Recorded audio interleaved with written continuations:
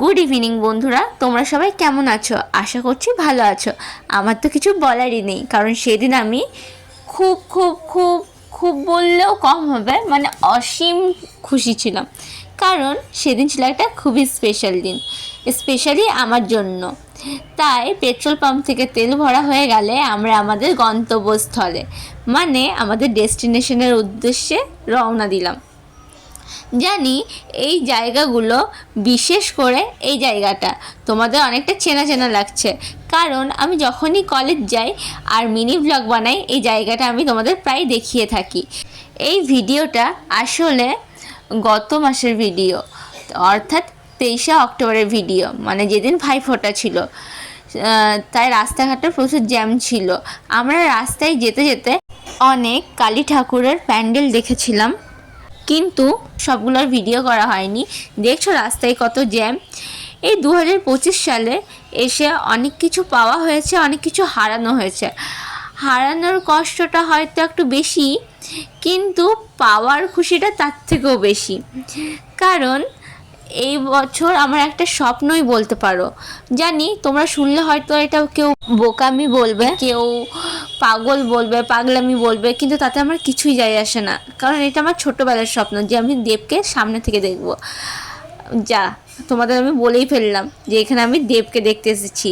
এই যে এইটা ডাসকেহারি, মানে গৌরাঙ্গীর ডাসকেহারি নেতাজি ক্লাবের ওইখানে এই প্যান্ডেলটা হয়েছিল।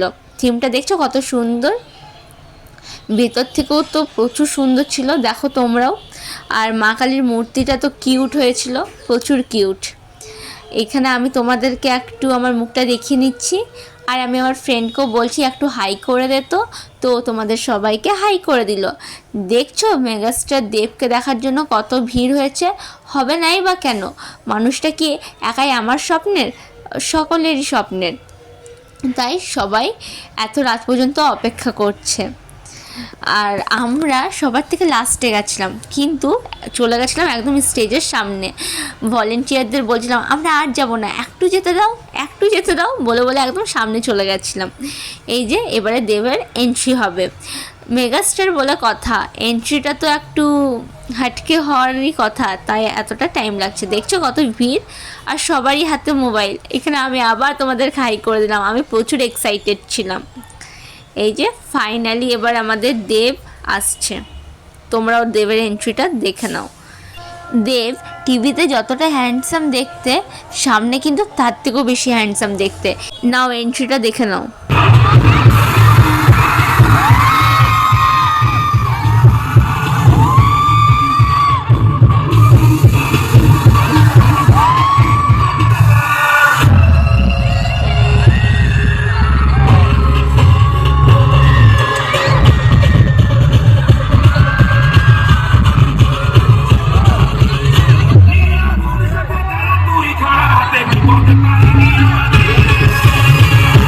না এটা খাও,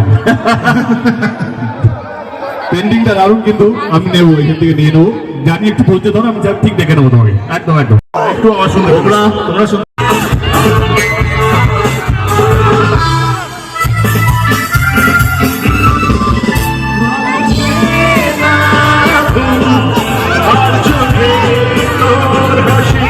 আমাদের সকলের প্রিয় সুপারস্টার, মেগাস্টার যাই বলো, দেব স্যার, স্যারই বললাম কারণ দেব দা বলা যাবে না। দেব স্যারকে দেখে মনে হয় যে তার 42 years age is just a number. এটা কিন্তু আবারও প্রমাণ হলো। তিনি খুবই ভালো, তিনি গান গাইছিল, ডান্স করছিল, সব চোখের সামনে দেখতে পাচ্ছিলাম। একটা আলাদা এক্সাইটমেন্ট, মানে যাকে এতদিন টিভিতে দেখে এসেছি তাকে হঠাৎ সামনে থেকে দেখলে মানে কী লেভেলের এক্সাইটমেন্ট হতে পারে বুঝতে পারছো তো তোমরা। এরপরে তোমরা আবারও কিছু পারফরমেন্স দেখে নাও।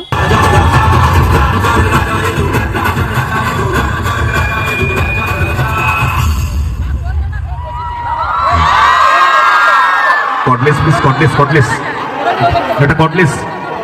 আপনাদের রোমিও, আপনাদের চ্যাম, আপনাদের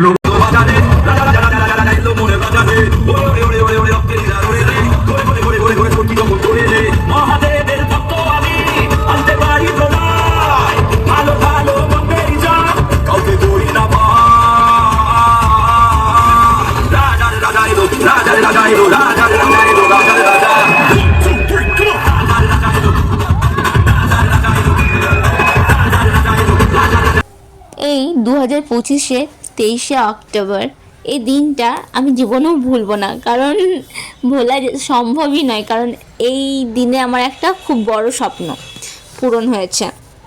এই দিনটা আমার কাছে চিরস্মরণীয় হয়ে থাকবে। আর একটা কারণে, কারণ সেদিন এতটা ভিড় ছিল, আমার মামাও গেছিলো আমাদের সঙ্গে, আমরা আমার মামাকে খুঁজেই পাচ্ছিলাম না।